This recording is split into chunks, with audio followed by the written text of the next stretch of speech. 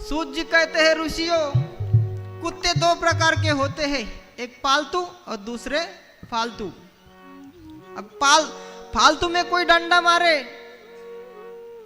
तो कोई बात नहीं, कोई आने वाला नहीं झगड़ा करने में, लेकिन पालतू में यदि डंडा मार दिया तो फिर उसका मालिक छोड़ेगा नहीं। उसमें भी उसका मालिक यदि कलेक्टर हो, कोई बड़ा अधिकारी हो, पुलिस ऑफिसर हो, फिर तो पूछना ही क्या। जितना बड़ा मालिक उतने बड़े ठाठ है वो कुत्ते को। आजकल तो कई आपने देखा होगा कुत्ते गाड़ी में बैठ के एसी में घूमते हैं। बोलो जय श्री कृष्ण। जय श्री कृष्ण। यहाँ गरीबों की झोपड़ी में कूलर नहीं है।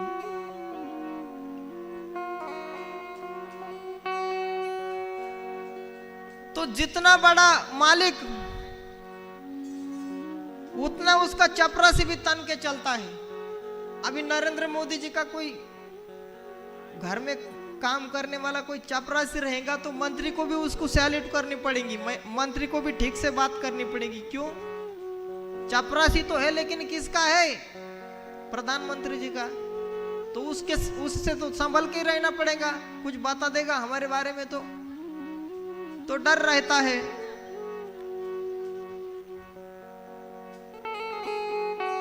ऐसे ही ऊर्ध्वपुंड का तिलक लगा हुआ है, गले में माला है, भजन कर रहा है तो समझ लेना भगवान का भक्त है। माला सटका रहा है तो ड्यूटी पर है। और उस समय यमराज भी घबराते हैं, हाथ नहीं लगा सकते उसको। जैसे पुलिस की वर्दी होती है ना, पुलिस वाला अगर जींस पैंट टी शर्ट पहन के आता है तो आप फिर उसके गले में भी हाथ डाल के घूमो, भैया आप कहाँ के, कहाँ जा रहे हैं। लेकिन यदि पुलिस उसकी वर्दी में है और आपने कुछ कर दिया तो फिर वो पूरे पुलिस डिपार्टमेंट पर चैलेंज माना जाएगा, उस पे हाथ उठा दिया तो।